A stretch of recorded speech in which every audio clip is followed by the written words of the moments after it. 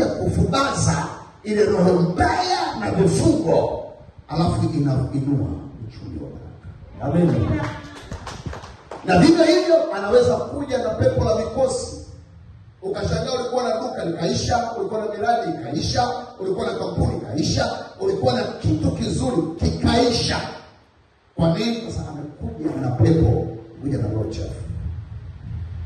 Kwa hiyo uwepo wa yeye na wewe huwa unaunganisha, na sio mke na mume tu. Yeyote unapokuwa unamuingiza kwenye uhusiano au kuwa share.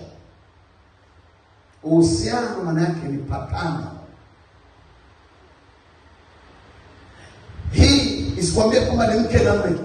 Unaweza kumleta mtu kushare biashara, mkashare biashara. Ulikuwa na mtaji mkubwa, akaingiza biashara yake au akaingiza share yake, akaingiza fedha yake, mkasema tufanye pamoja. Kitendo cha kuingia yeye ukafilisika, pesa yake na pesa yako vikaisha vyote. Na kuna mtu vile vile anaweza kuja hata kama na share ndogo, ukamwambia kile tufanye, akaingia kwa sababu nyota yake, manake mlango wake wa baraka ni mkubwa. Akaja akawekeza kwako, ukashangaa ulikuwa unakata tamaa na unakaribia kufunga biashara, ikanyanyuka na ikaenda. Sasa achana hiyo. Andiko linasema kama mtakaa msiende Misri. Kama mtakaa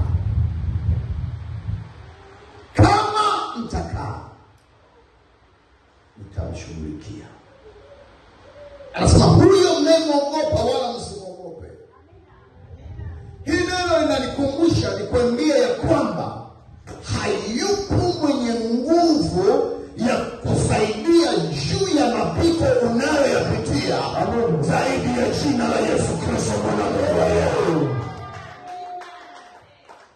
Yeye akisema unapona, hata kama watu wamechimba kaburi watalifukia, na utanyenyuka na utatembea.